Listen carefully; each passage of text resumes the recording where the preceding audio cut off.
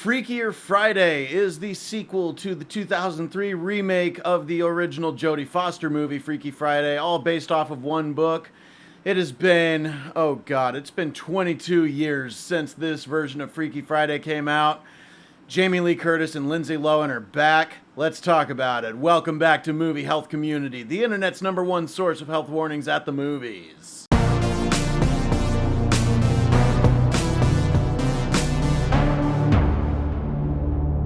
So like I said, it has been 22 years since we were blessed with Jamie Lee Curtis and Lindsay Lohan doing their version of Freaky Friday. That movie is a family classic. Jamie Lee Curtis is absolutely wonderful in this movie, and Lindsay Lohan is just as good stepping up into the shoes of playing Jamie Lee Curtis while Jamie Lee Curtis plays Lindsay Lohan. And I've always had a soft spot for the original. If I were reviewing movies back then when I was a teenager, I probably would have given Freaky Friday a B+. So with that as the baseline, let's talk about it. But first, we're going to talk about the health hazards. Is Freakier Friday safe for photosensitive audiences? The answer is that most of it is, and the strobe lights that are there are not typically very strong. The opening scene of this movie takes place in a concert with a lot of colored lighting. There's some abstract patterns of light going on in the background. There are quite a few scenes in this movie with camera flashes, but they seem to always be careful to not have a whole bunch of them going off at once. I don't think there was a single moment in this movie where the flashes were more than 3/4 of a second apart. And in some scenes, these flashes are more mild than you would expect. There is also a late scene that takes place at a concert. There are some patterned lights in the background for that may set off some really sensitive cases of photosensitivity. So for flashing lights, we are going to give Freakier Friday a 5 out of 10. In terms of camera motion, there's really only two big moments that I would want to mention here, besides the fact that there are some scenes taking place in moving vehicles, which carries its own inherent mild risk. The two scenes where magic is actively happening,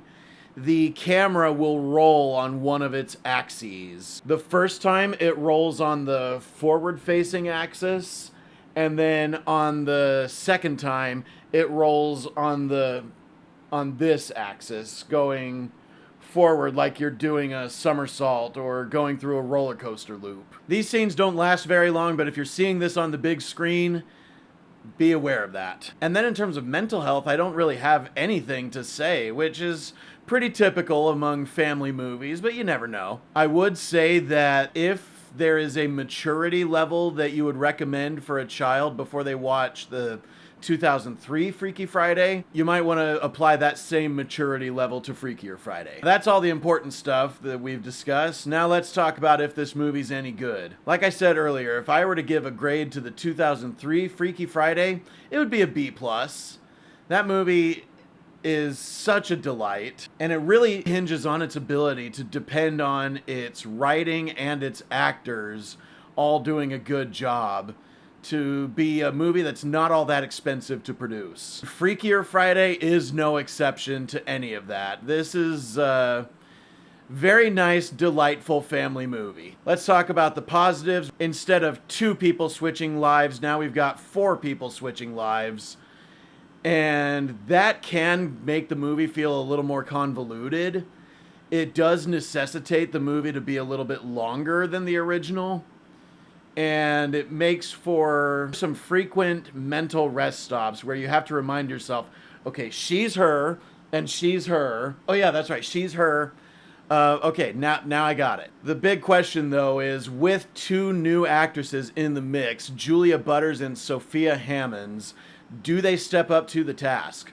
We already know that Julia Butters is a master actress, as we saw in Once Upon a Time in Hollywood. Out of the 2 newcomers, Julia Butters is definitely the stronger one, as she switches places with Lindsay Lohan as her mother, and gets to perform as Lindsay Lohan for a while. I totally bought every moment of Lindsay Lohan living in Julia Butters' body. But with Sophia Hammons and Jamie Lee Curtis, it feels like the script didn't give them quite enough care to make them feel as much like each other, as starkly contrasting. And I think a good chunk of that has to do with the decisions they made about the different accents that these two actresses have. Like, the script is definitely aware of this, and I don't think it was smart to write that into the story, that one of these people would have a foreign accent. The accent thing did take me out of their switching roles. I do think that's a problem with the script and the decisions made by the writers and directors and the casting agents, rather than a slight against Sophia Hammons or Jamie Lee Curtis.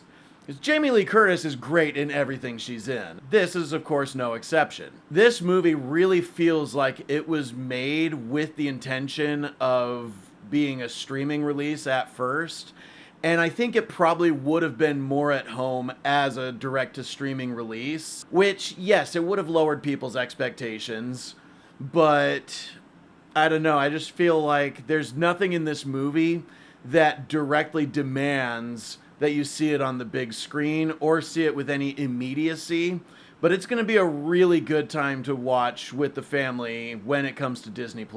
Unlike Happy Gilmore 2, which I did watch, I just didn't make a video of it, but my evaluation is available on our Facebook and Tumblr pages.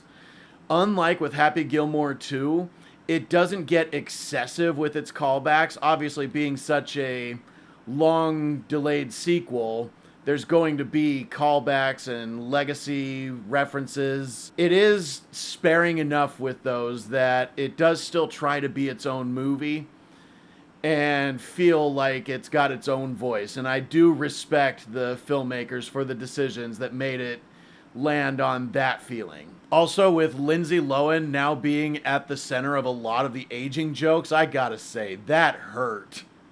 Because she, of course, was a childhood crush of mine. She looks so good now that she's on the other side of her addiction issues. She looks so much better than she did in the years following Freaky Friday and Mean Girls, which, by the way, there's a really cute little nod to Mean Girls in this, and I love that Disney was willing to let that happen. So I am going to give Freakier Friday a B-.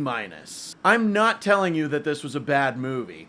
I'm not telling you that I didn't enjoy this movie. I just think B- is a good grade to give it, especially when compared to its predecessor's B+.